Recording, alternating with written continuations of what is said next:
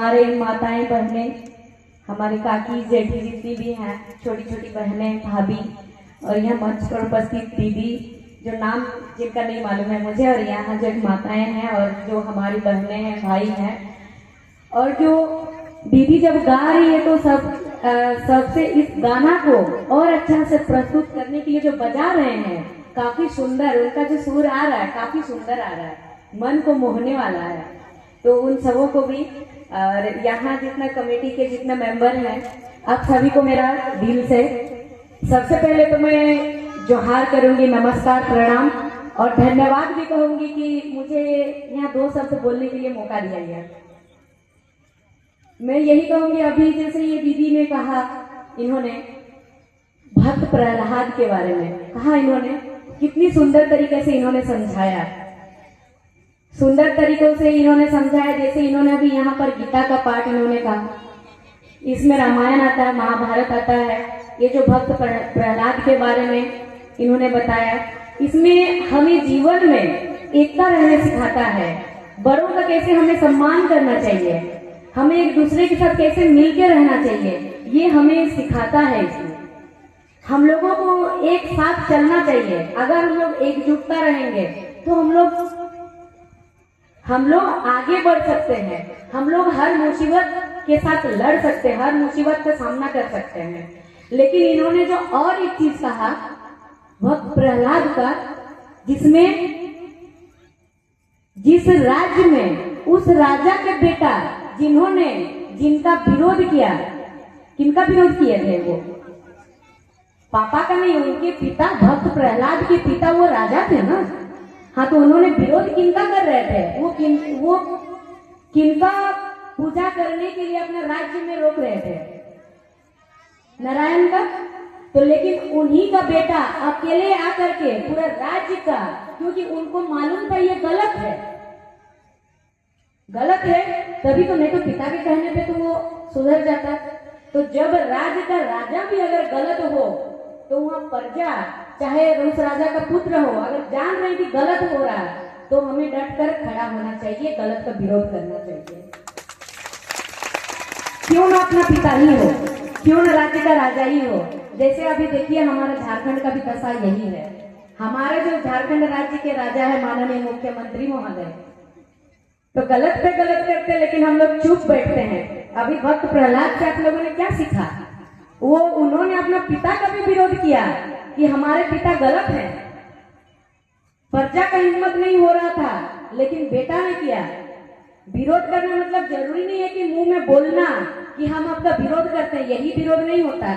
उनके पिता ने उन्हें आसमान से फेंका, हाथी के पैरों से कुचाला उनको, लेकिन फिर भी उन्होंने रुका नहीं कि नहीं हम सही हैं, आप गलत है। यही ना, यही दर्शाता है कि हम सही है, आप गलत है, क्योंकि वो सही थे, उनको विश्वास था खुद में। इसीलिए सबसे बड़ी बात है कि खुद में विश्वास करना सीखना चाहिए हमें कि हाँ हम सही हैं, अगर हम सही हैं तो, और अगर हम कहीं गलत है तो वहां हमें हार मानना चाहिए कि हाँ हमसे भूल हुई है। भक्त प्रहलाद के पिता के जैसे अड़िग नहीं रहना है कि हम ही सही है गलत होने के बावजूद भी। हमें ये स्वीकार करना होगा, अगर हमसे भूल हुई हो तो हाँ हम यहाँ गलत हैं, हमसे भूल हुई है, अगले बार हम प्रयास करेंगे इस चीज को सही करने के लिए, सुधारने के लिए। तो इसीलिए विशेषकर इसमें ध्यान दीजिएगा। और कड़वी सच्चाई और एक है कि हम लोग जैसे भक्त प्रहलाद को बचाने के लिए स्वयं नारायण आए, अभी ये कलयुग है, अभी स्वयं नारायण नहीं आएंगे, महादेव भी नहीं आएंगे, अभी स्वयं का रक्षा स्वयं करना पड़ेगा। कोई आपका रक्षा करने आएंगे नहीं, खुद के लिए खुद को लड़ना पड़ेगा। और खुद जब अकेले नहीं लड़ सकते तो हम लोग को सामूहिकता बनाना पड़ेगा, एकता बनाना पड़ेगा, और एकता के बल पे हमें गलत का विरोध करके हमें लड़ना पड़ेगा।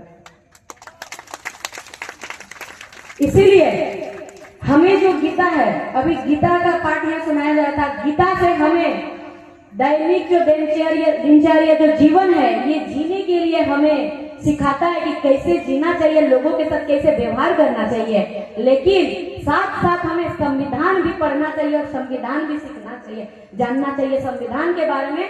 अभी जो अभी जिस तरीके से परिस्थिति है, अभी ये लोकतंत्र देश में हमें संविधान ही, आज अगर यहाँ दीदी बोल रही है यहाँ पर बैठ के, हम अगर यहाँ खड़े होकर के बोल रहे हैं, तो ये दर्जा हमें संविधान में दिया है। ये कड़वी सच्चाई है, ये दर्जा हमें संविधान में दिया है। तो इसीलिए संविधान भी जानना जरूरी है। हमें सामूहिकता में रहने के लिए हमें गीता जानना जरूरी है, और अपना हक के लिए लड़ने के लिए हमें संविधान जानना जरूरी है। तो इस बात को विशेष ध्यान रखिएगा और राजनीति से भी दूर नहीं भागिएगा, क्योंकि राजा का पुत्र का ही आज गाथा सुनाया जाता है, और जो गलत का विरोध करते हैं उन्हीं का आज गाथा सुनाया जाता है, और जो गलत का विरोध नहीं करते हैं, गलत के साथ चल के तलवे चाटते हैं, उनका गाथा कभी सुनाया नहीं जाता, बस 2 दिन का वाही रहता है। आज भक्त प्रहलाद के बारे में बताया जा रहा है, क्यों? क्योंकि उन्होंने सच्चाई के राह पर चला। प्रभु श्री राम का गाथा सुनाया जाता है, क्यों? मर्यादा पुरुषोत्तम का, क्योंकि उन्होंने सच्चाई के राह पे चला है। अन्यथा सबसे बड़ा प्रभु श्री राम से भी बड़े ज्ञानी कौन थे?